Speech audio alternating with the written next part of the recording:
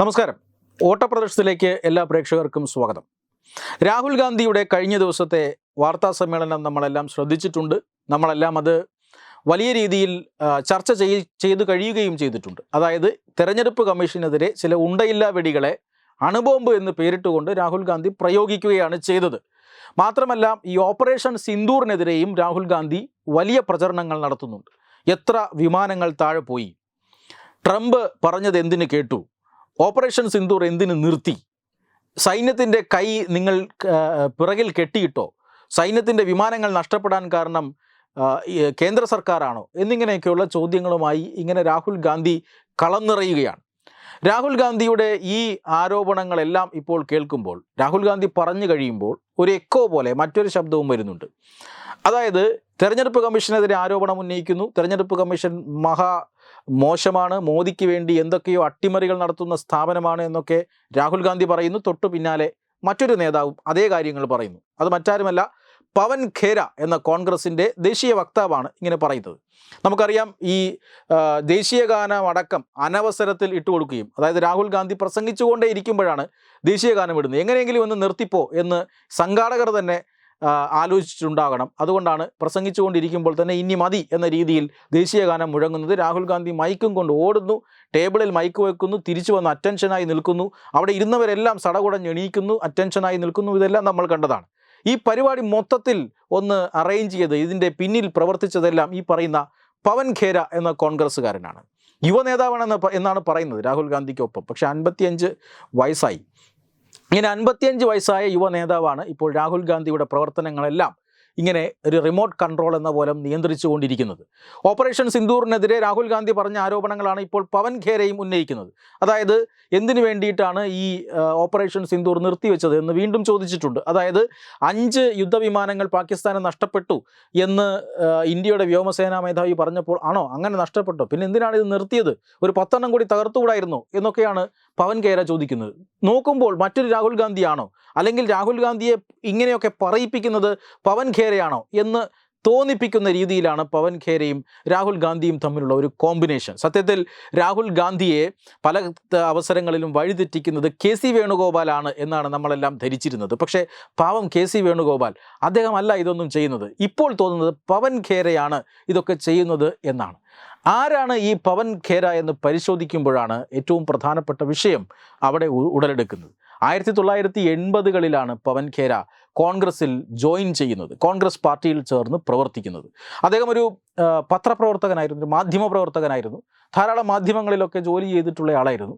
അദ്ദേഹം 80കളിൽ കോൺഗ്രസിൻ്റെ രാഷ്ട്രീയത്തിൽ ആകൃഷ്ടനായി അദ്ദേഹം കോൺഗ്രസിലേക്ക് വരുന്നു. പക്ഷെ അതിനു മുമ്പും അദ്ദേഹത്തിൻ്റെ കുടുംബത്തിന് കോൺഗ്രസുമായി ബന്ധമുണ്ട്. ഈ പവൻ ഖേരയുടെ പിതാവ് നമ്മുടെ മുൻ പ്രധാനമന്ത്രി രാജീവ് ഗാന്ധിയോടൊപ്പം നിൽക്കുന്ന ഫോട്ടോയൊക്കെ ഇൻ്റർനെറ്റിൽ കിട്ടാനുണ്ട്.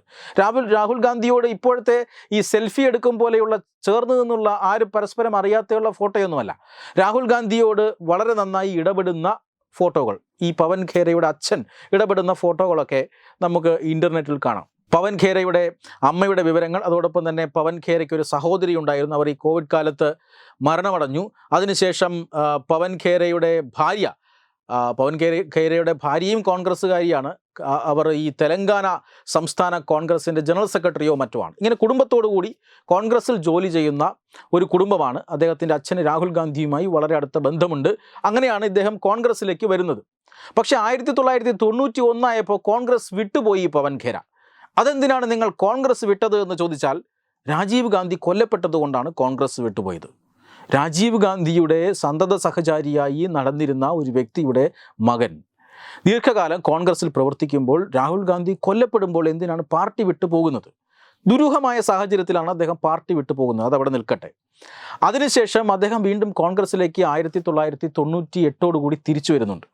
എന്തിനാണ് അപ്പോൾ തിരിച്ചു വന്നതെന്ന് ചോദിച്ചാൽ, അത് ഷീലാ ദീക്ഷിത്തിൻ്റെ, അതായത് ഈ ഡൽഹി മുഖ്യമന്ത്രിയായിരുന്ന ഷീലാ ദീക്ഷിത്തിൻ്റെ ഒരു രാഷ്ട്രീയ ശൈലിയിൽ ആകൃഷ്ടനായിട്ടാണ് പവൻ ഖേര വീണ്ടും കോൺഗ്രസിലേക്ക് തിരിച്ചു വരുന്നത്. അന്ന് തിരിച്ചു വന്ന ഉടനെ ഷീലാ ദീക്ഷിത്തിൻ്റെ പേഴ്സണൽ സെക്രട്ടറിയായി മാറുന്നു. ഷീലാ ദീക്ഷിത് ദീർഘകാലം ദില്ലി ഭരിച്ച ഒരു നേതാവാണ്. 98ലും അതിനെ തുടർന്നുണ്ടായ അതിനുശേഷം ഏതാണ്ട് 15 വർഷത്തോളം ഷീലാ ദീക്ഷിത് 2003ലും 2008ലുമൊക്കെ അവർ ദില്ലിയിൽ തെരഞ്ഞെടുപ്പിൽ മത്സരിച്ച് വിജയിക്കുന്നു. അപ്പോഴെല്ലാം ഷീലാ ദീക്ഷിത്തിൻ്റെ സന്തത സഹചാരിയായിരുന്നു ഈ പവൻ ഖേര. കൂടെ നടന്ന് കോൺഗ്രസിനെ അവിടെ അവസാനിപ്പിച്ചു. വീണ്ടും ഷീലാ ദീക്ഷിത് ഭാരതീയ ജനതാ പാർട്ടിയോട് തോക്കുന്നു. അതോടുകൂടി ഈ പേഴ്സണൽ സെക്രട്ടറി എന്ന സ്ഥാനം തെറിക്കുന്നു. പക്ഷേ ആ സ്ഥാനത്തിന് ശേഷം അദ്ദേഹം ദേശീയ നേതൃത്വത്തിലേക്ക് വരുന്നു. ദേശീയ നേതൃത്വത്തിലേക്ക് വന്നു. 2015 മുതൽ വിവിധ ടെലിവിഷൻ ചാനലുകളിലൊക്കെ കോൺഗ്രസ് പാർട്ടിക്ക് വേണ്ടി ഡിബേറ്റിനിരിക്കുന്നതൊക്കെ ഈ പവൻ ഖേരയാണ്. ഇപ്പോഴിതാ രാഹുൽ ഗാന്ധിയുടെ സന്തത സഹചാരിയാണ്. രാഹുൽ ഗാന്ധിയുടെ ഒരു മെൻറ്റർ, അല്ലെങ്കിൽ രാഹുൽ ഗാന്ധി എന്തു പറയണം എന്നൊക്കെ തീരുമാനിക്കുന്ന ഒരു നിലയിലേക്ക് പവൻ ഖേര വരുന്നുണ്ട്. അതായത് രാഹുൽ ഗാന്ധിയുടെ അച്ഛനായിട്ടുള്ള രാജീവ് ഗാന്ധി പാർട്ടിയിൽ കൊല്ലപ്പെടുമ്പോൾ ആ കൊല്ലപ്പെട്ട ഉടനെ പിന്നീട് നടക്കുന്ന കാര്യങ്ങളൊക്കെ പേടിച്ച് പാർട്ടി വിട്ടുപോയി. പേടിച്ചതുകൊണ്ടാണോ അല്ലെങ്കിൽ എന്തെങ്കിലും മറയ്ക്കാനാണോ എന്നറിയില്ല, പാർട്ടി വിട്ടുപോയ ആളാണ് ഇപ്പോൾ രാഹുൽ ഗാന്ധിയുടെ സന്തത സഹചാരി.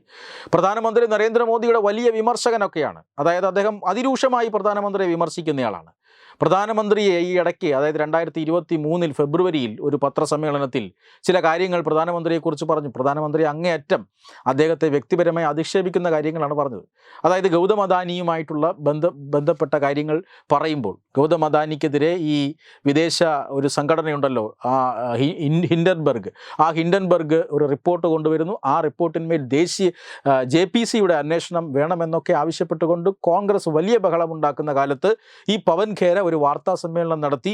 ഈ JPC പ്രഖ്യാപിക്കാൻ പ്രധാനമന്ത്രിക്ക് എന്താണ് മടി, ഈ ഗൗതം അദാനിയുമായിട്ട് പ്രധാനമന്ത്രിക്ക് എന്താണ് ബന്ധം, സത്യത്തിൽ നരേന്ദ്ര ദാമോദർ ദാസ് മോദി അല്ല, നരേന്ദ്ര ഗൗതം ദാസ് മോദിയാണ് ഈ നരേന്ദ്രമോദി എന്ന് വരെ അദ്ദേഹം പറഞ്ഞു വെച്ചു. നരേന്ദ്രമോദിയുടെ അച്ഛനെ വരെ അദ്ദേഹം മാറ്റി. ഗൗതം അദാനിയാണ് നരേന്ദ്രമോദിയുടെ അച്ഛൻ എന്ന് പറഞ്ഞു വെച്ചു. ഇത് തീർച്ചയായും പ്രധാനമന്ത്രിയെ അവഹേളിക്കുന്നതിന് തുല്യമാണ്. നമ്മുടെ അസമിൽ ഇരുന്നു കൊണ്ട് നമ്മുടെ അസം മുഖ്യമന്ത്രി ഹിമന്ത ബിശ്വ ശർമ്മ ഇതൊക്കെ വീക്ഷിക്കുന്നുണ്ടായിരുന്നു. മുൻ കോൺഗ്രസ്സുകാരനാണ്, ഇപ്പോൾ അദ്ദേഹം BJPയിലാണ്.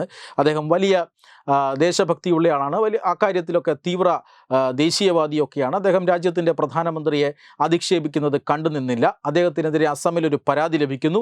ആ പരാതി അടിസ്ഥാനമാക്കി ദില്ലിയിൽ വന്ന അസം പോലീസ് ഈ പവൻ ഖേരയെ തൂക്കിയിട്ടുണ്ട്. വിമാനത്തിൽ കയറിയ പവൻ ഖേരയെ പോകാൻ വരട്ടെ എന്ന് പറഞ്ഞ് പിടിച്ചിറക്കി. അസം ഗവൺമെൻറ് ഇദ്ദേഹത്തെ അറസ്റ്റ് ചെയ്തു. ഇദ്ദേഹത്തിനെതിരെ കേസും നടപടിയും ഒക്കെ ആയിട്ടുണ്ട്. അങ്ങനെ കുപ്രസിദ്ധനായ പവൻ ഖേരയാണ് ഇപ്പോൾ രാഹുൽ ഗാന്ധിക്ക് പിന്നാലെ നടന്ന് രാജ്യത്തെ ഈ പറയുന്ന സുപ്രീം കോടതിക്കെതിരെ രൂക്ഷ വിമർശനവുമായി മറ്റൊരു രാഹുൽ ഗാന്ധിയുടെ മറ്റൊരു വശത്ത് നിൽക്കുന്ന KC വേണുഗോപാലാണ് എത്തിയിട്ടുള്ളത്. ഇപ്പുറത്ത് തെരഞ്ഞെടുപ്പ് കമ്മീഷനെയും ഇന്ത്യൻ സൈന്യത്തെയും ഒക്കെ അധിക്ഷേപിക്കുകയാണ് ഈ രാഹുൽ ഗാന്ധിയുടെ ഉപദേശക വൃന്ദം. ഈ ഉപദേശക വൃന്ദത്തിൽ പ്രധാനിയായി മാറുകയാണ് ഇപ്പോൾ പവൻ ഖേര. ആ പവൻ ഖേരയുടെ രാഷ്ട്രീയ പശ്ചാത്തലമാണ് നമ്മളിപ്പോൾ പറഞ്ഞത്. ഈ പശ്ചാത്തലമുള്ള ആൾ ഇത്തരത്തിൽ രാഹുൽ ഗാന്ധിയുടെ ഉപദേശകനായി തുടരുകയും രാഹുൽ ഗാന്ധി ഇത്തരത്തിലുള്ള ദേശവിരുദ്ധ പ്രവർത്തനങ്ങളുമായി മുന്നോട്ട് പോവുകയും ചെയ്യുമ്പോൾ തീർച്ചയായും എവിടെ നിന്നാണ് രാഹുൽ ഗാന്ധിക്ക് ഈ പിന്തുണയൊക്കെ ലഭിക്കുന്നത് എന്ന് വ്യക്തമാണ്. എന്തായാലും ഒരു കാര്യം ഉറപ്പാണ്, രാഹുൽ ഗാന്ധിയുടെ നന്മയ്ക്ക് വേണ്ടിയിട്ടുള്ളതല്ല, നമ്മുടെ രാജ്യ താല്പര്യമോ അല്ലെങ്കിൽ നരേന്ദ്രമോദിയുടെ സുരക്ഷയോ അല്ല പ്രശ്നം. പക്ഷേ രാഹുൽ ഗാന്ധിയുടെ തന്നെ ഭാവി അപകടത്തിലാക്കുന്ന നീക്കങ്ങളാണ് ഈ പറയുന്ന ഖേരമാർ ഇപ്പോൾ നടത്തിക്കൊണ്ടിരിക്കുന്നത് എന്ന് വ്യക്തമാവുകയാണ്. നമസ്കാരം.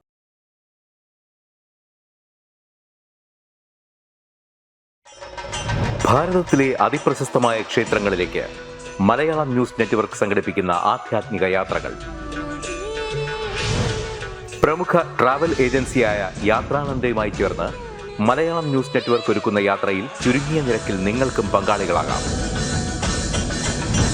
ഭാരതത്തിലെ പ്രമുഖ ശക്തിപീഠമായ അസമിലെ കാമാഖ്യ ക്ഷേത്രത്തിലേക്കാണ് ആദ്യ യാത്ര. കാമരൂപമെന്ന് കാളിദാസനും പ്രാഗ്ജ്യോതിഷപുരമെന്ന വ്യാസനും വിളിച്ച അതിമനോഹരമായ സംസ്ഥാനമാണ് അസം. സമമായി മറ്റൊന്നില്ല എന്നാണ് അസമിന്റെ അർത്ഥം. ബ്രഹ്മപുത്ര നദിയും ഹിമാലയവും ദൃശ്യചാരുത കൊണ്ട് അനുഗ്രഹിച്ച അസമിലെ കാമാഖ്യ ഇന്ത്യയിലെ തന്നെ ഏറ്റവും പ്രധാനപ്പെട്ട കാളി ക്ഷേത്രങ്ങളിലൊന്നാണ്. കാമാഖ്യ ക്ഷേത്ര സന്ദർശനത്തിനു ശേഷം കിഴക്കിന്റെ സ്വിറ്റ്സർലാൻഡ് എന്നറിയപ്പെടുന്ന മേഘാലയയിലെ ഷില്ലോങ് നഗരവും ചിറാപുഞ്ചിയും അതിമനോഹരമായ മഴക്കാടുകളും ഹിമാലയൻ കാറ്റ് ചൂളം വിളിക്കുന്ന താഴ്വരകളും മേഘങ്ങളെ ഉമ്മവയ്ക്കുന്ന ചെറുകുന്നുകളും കണ്ണാടി പോലെ ജലമൊഴുകുന്ന ഉമയാങ് നദിയും സന്ദർശിക്കുന്നു.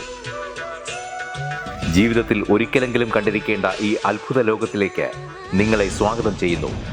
വിമാന ടിക്കറ്റും ചിലവുകളും ഉൾപ്പെടെ 65,000 രൂപ ചിലവ് വരുന്ന ഈ പാക്കേജ് 59,000 രൂപയ്ക്ക് മലയാളം ന്യൂസ് നെറ്റ്വർക്ക് നിങ്ങൾക്ക് ലഭ്യമാക്കുന്നു. ആദ്യം ബുക്ക് ചെയ്യുന്ന 5 പേർക്ക് 56,000 രൂപയ്ക്ക് ഏർലി ബേർഡ് ഓഫറും ലഭ്യമാണ്. കൂടുതൽ വിവരങ്ങൾക്ക് ഇനി പറയുന്ന നമ്പറിൽ ബന്ധപ്പെടുക: 8089001200 അല്ലെങ്കിൽ 7736549234.